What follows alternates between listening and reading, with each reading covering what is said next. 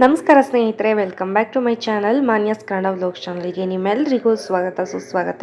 ಇವತ್ತೊಂದು ರೆಸಿಪಿನ ನಿಮ್ಮ ಜೊತೆ ಶೇರ್ ಮಾಡ್ತಾ ಇದ್ದೀನಿ. ನನ್ನ ತಮ್ಮ ಮಾಡಿರುವಂತಹ ರೆಸಿಪಿ, ಹಾಗಾಗಿ ಅದನ್ನು ನಿಮ್ಮ ಜೊತೆ ಕೂಡ ಶೇರ್ ಮಾಡೋಣ ಅಂತ ಅಂದ್ಕೊಂಡೆ. ಒಂದು ಪನ್ನೀರಿಂದ ಮಾಡುವಂತಹ ಗ್ರೇವಿ ಅಂತಲೇ ಹೇಳ್ಬೋದು.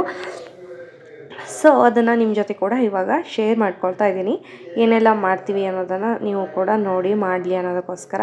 ಇವಾಗ ಇಲ್ಲಿ ಪನ್ನೀರ್ ಕೂಡ ಒಂದು 200 ಗ್ರಾಮಷ್ಟು ಕಟ್ ಮಾಡಿ ಇಟ್ಕೊಂಡಿದ್ದೀವಿ. ಹಾಗೆ ಒಂದು ಗಡ್ಡೆ ಬೆಳ್ಳುಳ್ಳಿ, 1 ಇಂಚಷ್ಟು ಶುಂಠಿ, ಒಂದೇ ಒಂದು ಹಸಿರು ಮೆಣಸಿನ್ಕಾಯಿ, 2 ಈರುಳ್ಳಿ, 4 ಟೊಮೆಟೊ. ಅದು ತುಂಬ ಹುಳಿ ಇಲ್ಲ ಟೊಮೆಟೊ, ಹಾಗಾಗಿ 4 ತೊಗೊಂಡಿದ್ದೀವಿ.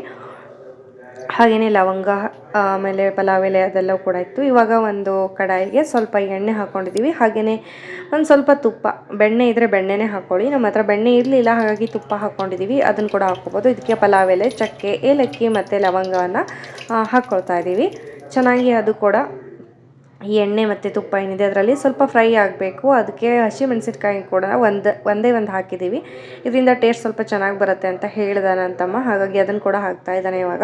ಅದಾದಮೇಲೆ ಬೆಳ್ಳುಳ್ಳಿ ಆದಮೇಲೆ ಶುಂಠಿ, ಇವೆಲ್ಲವನ್ನು ಕೂಡ ಎಣ್ಣೆಯಲ್ಲಿ ಚೆನ್ನಾಗಿ ಬಾಡಿಸ್ಕೊಳ್ಬೇಕು. ಇದೆಲ್ಲ ಆದಮೇಲೆ ನಾವು ಇದನ್ನ ರುಬ್ಕೊಳ್ಳೋದಿದೆ, ಹಾಗಾಗಿ ದೊಡ್ಡ ಪೀಸನ್ನೇ ಹಾಕ್ಕೊಳ್ತಾ ಇದ್ದೀವಿ. ಏನು ಪ್ರಾಬ್ಲಮ್ ಇಲ್ಲ ಅನ್ನೋದಕ್ಕೋಸ್ಕರ.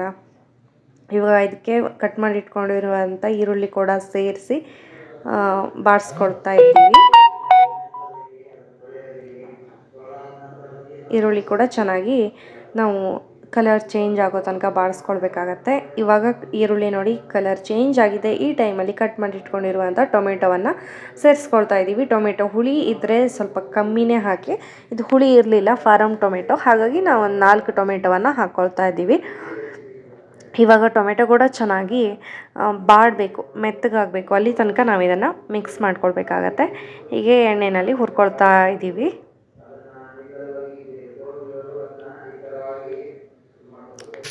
ಇವಾಗ ನೋಡಿ ಚೆನ್ನಾಗಿ ಆಲ್ಮೋಸ್ಟ್ ಹುರಿದಾಗ್ತಾ ಇದೆ. ಈ ಟೈಮಲ್ಲಿ ಒಂದು ಮುಷ್ಟಿಯಷ್ಟು ಕೊತ್ತಂಬರಿ ಸೊಪ್ಪನ್ನು ಕೂಡ ಆ್ಯಡ್ ಮಾಡಿದ್ದಾನೆ.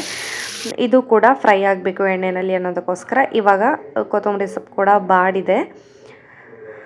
ಇವಾಗ ಇದು ಕಂಪ್ಲೀಟಾಗಿ ಆಗಿದೆ. ತಣ್ಣಗಾದ್ಮೇಲೆ ನಾವು ಇದಿಷ್ಟನ್ನು ರುಬ್ಕೊಳ್ಬೇಕು. ನಾನು ಚಪಾತಿ ಹಿಟ್ಟು ಕಲಿಸ್ತಾ ಇದ್ದೀನಿ. ಆ ಕಡೆ ಮತ್ತೊಂದು ವಿಡಿಯೋ ರೆಕಾರ್ಡ್ ಆಗ್ತಾ ಇದೆ ರೆಸಿಪಿದು. ಹಿಂಗೆ ನಡೀತಾ ಇದೆ.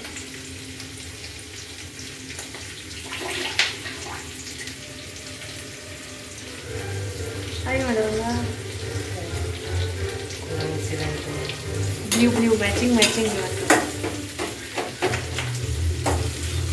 ಇವಾಗ ಹುರಿದಿರೋದು ತಣ್ಣಗಾಗಿದೆ, ಅದನ್ನು ರುಬ್ಬಿ ಇಟ್ಕೊಂಡಿದ್ದೀವಿ. ಇವಾಗ ಇನ್ನೊಂದು ಕಡಾಯಿಗೆ ಸ್ವಲ್ಪ ಎಣ್ಣೆಯನ್ನು ಸೇರಿಸ್ಕೊಳ್ತಾ ಇದ್ದೀವಿ. ಹಾಗೆಯೇ ಸ್ವಲ್ಪ ತುಪ್ಪ ಕೂಡ ಸೇರಿಸ್ಕೊಳ್ತಾ ಇದ್ದೀವಿ. ನೀವು ಇದರ ಬದಲಿಗೆ ಬೆಣ್ಣೆಯನ್ನು ಯೂಸ್ ಮಾಡ್ಬೋದು, ತುಪ್ಪದ ಬದಲಿಗೆ. ಇದು ಚೆನ್ನಾಗಿ ಬಿಸಿ ಆಗಬೇಕು. ಬಿಸಿ ಆದಮೇಲೆ ಇದಕ್ಕೆ 1 ಸ್ಪೂನಷ್ಟು ಜೀರಿಗೆಯನ್ನು ಸೇರಿಸ್ಕೊಳ್ತಾ ಇದ್ದೀವಿ. ಜೀರಿಗೆ ಚೆನ್ನಾಗಿ ಹುರ್ಕೊಳ್ಬೇಕಾಗತ್ತೆ. ಹುರಿದಾದ್ಮೇಲೆ ಒಂದು ಅರ್ಧ ಪಲಾವ್ ಎಲೆಯನ್ನು ಇದಕ್ಕೆ ಸೇರಿಸ್ಕೊಳ್ತಾ ಇದ್ದೀವಿ ಫ್ಲೇವರ್ಗೋಸ್ಕರ. ರುಬ್ಬುವಾಗ ಕೂಡ ಒಂದು ಸ್ವಲ್ಪ ಹಾಕಿದ್ವಿ. ಇವಾಗ ಇದಕ್ಕೆ 1 ಈರುಳ್ಳಿಯನ್ನು ಚಿಕ್ಕದಾಗಿ ಕಟ್ ಮಾಡಿ ಇಟ್ಕೊಂಡಿದ್ದೀವಿ. ಅದನ್ನು ಕೂಡ ಹಾಕಿ ಚೆನ್ನಾಗಿ ಬಾಡಿಸ್ಕೊಳ್ಬೇಕಾಗತ್ತೆ. ಈರುಳ್ಳಿ ಕೂಡ ಇವಾಗ ಎಣ್ಣೆಯಲ್ಲಿ ಚೆನ್ನಾಗಿ ಹಸಿ ವಾಸನೆ ಹೋಗೋ ತನಕ ಬಾಡಿಸ್ಕೊಳ್ಬೇಕು. ಇದಕ್ಕೆ ಇವಾಗ ಅರಿಶಿನ ಪೌಡ್ರನ್ನು ಸೇರಿಸ್ಕೊಳ್ತಾ ಇದ್ದೀವಿ. ಒಂದು 1/4 ಟೀ ಸ್ಪೂನಷ್ಟು ಅರಿಶಿನ ಪೌಡ್ರ್ ಕೂಡ ಸೇರಿಸ್ಕೊಂಡಾಗಿದೆ. ಫ್ಲೇಮನ್ನು ಲೋ ಫ್ಲೇಮಲ್ಲಿ ಇಟ್ಕೊಳ್ಳಿ, ಇಲ್ಲಾಂತಂದರೆ ನಾವು ಹಾಕುವಂಥ ಪೌಡರ್ಗಳೆಲ್ಲ ಸೀದೋಗುತ್ತೆ. ಇದಕ್ಕೆ ಇವಾಗ ಸ್ವಲ್ಪ ಧನಿಯಾ ಪೌಡರು, ಸ್ವಲ್ಪ ಜೀರಿಗೆ ಪೌಡ್ರು ಎಲ್ಲವನ್ನು ಕೂಡ ಸೇರಿಸ್ಕೊಳ್ಬೇಕಾಗತ್ತೆ. ಹಾಗೆಯೇ ಸ್ವಲ್ಪ ಕಿಚನ್ ಕಿಂಗ್ ಮಸಾಲ ಕೂಡ ನಾವಿಲ್ಲಿ ಹಾಕ್ಕೊಳ್ತಾ ಇದ್ದೀವಿ. ನೀವು ಶಾಹಿ ಪನ್ನೀರ್ ಮಸಾಲ ಇದ್ದರೆ ಅದನ್ನು ಕೂಡ ಸೇರಿಸ್ಕೊಳ್ಬೋದು. ನಾವಿಲ್ಲಿ ಕಿಚನ್ ಕಿಂಗ್ ಮಸಾಲ ಹಾಕ್ಕೊಳ್ತಾ ಇದ್ದೀವಿ. ಹಾಗೆಯೇ ಸ್ವಲ್ಪ ಗರಂ ಮಸಾಲ ಕೂಡ ಬೇಕಿದ್ದರೂ ನೀವು ಆ್ಯಡ್ ಮಾಡ್ಬೋದು. ಆ್ಯಡ್ ಮಾಡಲೇಬೇಕಂತೇನಿಲ್ಲ, ಬೇಕಿದ್ದಲ್ಲಿ ಆ್ಯಡ್ ಮಾಡಿ. ಹಾಗೆ ಖಾರಕ್ಕೆ ಇದು ಸಾಕಾಗತ್ತೆ ನಮಗೆ. ಇಲ್ಲಾಂತಂದರೆ ನೀವು ರೆಡ್ ಚಿಲ್ಲಿ ಪೌಡರ್ ಕೂಡ ಸೇರಿಸ್ಕೊಳ್ಬೋದು, ನಿಮಗೆ ಖಾರ ಸಾಕಾಗಲಿಲ್ಲ ಅನ್ನೋದಾದರೆ. ಒಂದು ಹಸಿರು ಮೆಣಸಿನ್ಕಾಯಿ ಕೂಡ ಹಾಕಿದ್ದೀವಿ. ಹಾಗೆಯೇ ಈ ಪೌಡ್ರಲ್ಲಿ ಕೂಡ ಕಿಚನ್ ಕಿಂಗ್ ಮಸಾಲ ಇರ್ಬೋದು. ಹಾಗೆಯೇ ಸ್ವಲ್ಪ ಗರಂ ಮಸಾಲ ಹಾಕಿದ್ರೆ ಅದರಲ್ಲಿ ಕೂಡ ಇರುತ್ತೆ. ಇವಾಗ ಮಸಾಲೆ ಎಲ್ಲ ಚೆನ್ನಾಗಿ ನೋಡಿ ಎಣ್ಣೆ ಮೇಲ್ಗಡೆ ಬರೋ ತನಕ ನಾವು ಇದನ್ನು ಬೇಯಿಸ್ಕೊಳ್ಬೇಕು, ಹುರ್ಕೊಳ್ಬೇಕು. ಇದಕ್ಕೆ ಇವಾಗ 1 ಕ್ಯಾಪ್ಸಿಕಮ್ಮನ್ನು ಸೇರಿಸ್ಕೊಳ್ತಾ ಇದ್ದೀವಿ. ಈ ರೀತಿ ಕ್ಯೂಬ್ಸ್ ಆಗಿ ಕಟ್ ಮಾಡಿಕೊಂಡು. ಇದನ್ನು ನೀವು ಸ್ಕಿಪ್ ಕೂಡ ಮಾಡ್ಬೋದು, ಹಾಕಿದ್ರೆ ಚೆನ್ನಾಗಿರುತ್ತೆ. ಇಲ್ಲಾಂತಂದರೆ ಸಪ್ರೇಟಾಗಿ ಎಣ್ಣೆಯಲ್ಲಿ ಫ್ರೈ ಮಾಡಿ ಕೂಡ ಹಾಕ್ಕೊಳ್ಬೋದು. ಇವಾಗ ಇದಕ್ಕೆ ರುಬ್ಬಿಟ್ಕೊಂಡಿರುವಂತಹ ಮಸಾಲೆಯನ್ನು ಸೇರಿಸ್ಕೊಳ್ತಾ ಇದ್ದೀನಿ. ಎಲ್ಲವನ್ನು ಕೂಡ ಮುಂಚೆನೇ ಹುರಿದು ಪೇಸ್ಟ್ ಮಾಡಿರೋದ್ರಿಂದ ಜಾಸ್ತಿ ಹೊತ್ತು ಇದನ್ನು ಕುದಿಸೋ ಅವಶ್ಯಕತೆ ಇರೋದಿಲ್ಲ. ಇವಾಗ ಇದಕ್ಕೆ ರುಚಿಗೆ ತಕ್ಕಷ್ಟು ಉಪ್ಪನ್ನು ಸೇರಿಸ್ಕೊಳ್ತಾ ಇದ್ದೀವಿ, ಹಾಗೆ ಸ್ವಲ್ಪ ಬೆಲ್ಲ ಫ್ಲೇವರ್ ಬ್ಯಾಲೆನ್ಸ್ ಮಾಡೋದಕ್ಕೋಸ್ಕರ ಸ್ವಲ್ಪ ಹಾಕಿದ್ರೆ ಸಾಕು. ಇದ್ರ ಬದಲಿಗೆ ನೀವು ಸಕ್ಕರೆ ಕೂಡ ಯೂಸ್ ಮಾಡ್ಬೋದು. ಇವಾಗ ಇದನ್ನು ಮಿಕ್ಸ್ ಮಾಡಿಬಿಟ್ಟು ಇದಕ್ಕೆ ಸ್ವಲ್ಪ ಮೊಸರನ್ನು ಹಾಕ್ಕೊಳ್ತಾ ಇದ್ದೀವಿ.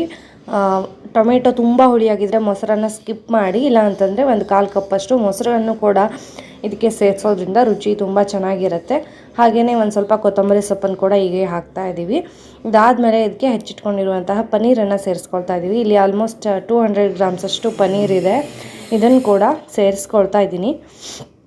ಇದನ್ನು ಕೂಡ ಪನ್ನೀರ್ ಹಾಕಿದ್ಮೇಲೆ ತುಂಬ ಹೊತ್ತು ಬೇಯಿಸಬಾರ್ದು, ಅದೊಂಥರ ರಬ್ಬರ್ ಥರ ಆಗುತ್ತೆ. ತುಂಬ ಹೊತ್ತು ನೀವು ಕುದಿಸಿದ್ರೆ ಜಸ್ಟ್ ಒಂದು ಕುದಿ ಬಂದರೆ ಸಾಕಾಗತ್ತೆ. ಇವಾಗ ಲಾಸ್ಟಲ್ಲಿ ಕಸೂರಿ ಮೇಥಿ ಇದನ್ನು ಹಾಕ್ಕೊಳ್ತಾ ಇದ್ದೀವಿ. ಇದರಿಂದ ಈ ರೀತಿಯ ಡಿಶ್ಗೆ ತುಂಬ ಚೆನ್ನಾಗಿರುವಂತಹ ಫ್ಲೇವರ್ ಬರುತ್ತೆ. ಇವಾಗ ಇದು ಆಗ್ತಾ ಇದೆ. ಇನ್ನು 1 ನಿಮಿಷಕ್ಕೆ ಗ್ಯಾಸ್ ಸ್ಟವನ್ನು ಆಫ್ ಮಾಡಿದ್ರೆ ಪನ್ನೀರ್ ಗ್ರೇವಿ ರೆಡಿ ಆಗುತ್ತೆ. ಇವಾಗ ನಿಮಗೆ ಇದು ಸ್ವಲ್ಪ ತೆಳ್ಳಗಿದೆ ಅಂತ ಅನಿಸ್ಬೋದು. ಸ್ವಲ್ಪ ತಣ್ಣಗಾದ್ಮೇಲೆ ಪರ್ಫೆಕ್ಟಾಗಿ ಕನ್ಸಿಸ್ಟೆನ್ಸಿ ಇರುತ್ತೆ, ಸ್ವಲ್ಪ ದಪ್ಪ ಕೂಡ ಆಗುತ್ತೆ. ನೋಡಿ ಇವಾಗ ರೆಡಿ ಆಗಿದೆ ಗ್ರೇವಿ. ನೀವು ಕೂಡ ಒಮ್ಮೆ ಟ್ರೈ ಮಾಡಿ ಹೇಗಾಗಿತ್ತು ಅಂತ ನನಗೆ ಕಮೆಂಟ್ ಮೂಲಕ ತಿಳಿಸಿ. ತುಂಬ ಈಸಿಯಾಗಿ ಮಾಡ್ಕೋಬೋದು, ಸೇಮ್ ಹೋಟೆಲ್ ಸ್ಟೈಲಲ್ಲೇ ಬರುತ್ತೆ. ನೀವು ಕಿಚನ್ ಕಿಂಗ್ ಮಸಾಲೆ ಬದಲಿಗೆ ಶಾಹಿ ಪನ್ನೀರ್ ಮಸಾಲ ಕೂಡ ಯೂಸ್ ಮಾಡ್ಬೋದು ಇದಕ್ಕೋಸ್ಕರ. ಇವಾಗ ಗ್ರೇವಿ ಎಲ್ಲ ರೆಡಿ ಆಯಿತು. ಇನ್ನೇ ನೀವು ಚಪಾತಿ ಕೂಡ ಮಾಡ್ಕೋಬೇಕು. ಇಲ್ಲಿ ನಾನು ಮತ್ತು ತಮ್ಮ ಚಪಾತಿ ಮಾಡ್ತಾಯಿದ್ದೀವಿ. ನಾನಿಲ್ಲಿ ಲಟ್ಟಿಸ್ಕೊತಾ ಇದ್ದೀನಿ, ಅವನು ಸುಡ್ತಾ ಇದ್ದಾನೆ. ಸೊ ಇಬ್ಬರು ಸೇರಿ ಇವಾಗ ಚಪಾತಿ ಕೂಡ ಮಾಡ್ಕೊಳ್ತಾ ಇದ್ದೀವಿ. ತಮ್ಮ ಇದ್ದಾಗ ತುಂಬ ಅವನಿಗೆ ಅಡುಗೆಯಲ್ಲಿ ಕೂಡ ಇಂಟ್ರೆಸ್ಟ್ ಇದೆ, ಹಾಗಾಗಿ ಅವನು ಕೂಡ ಹೆಲ್ಪ್ ಮಾಡ್ತಾನೆ.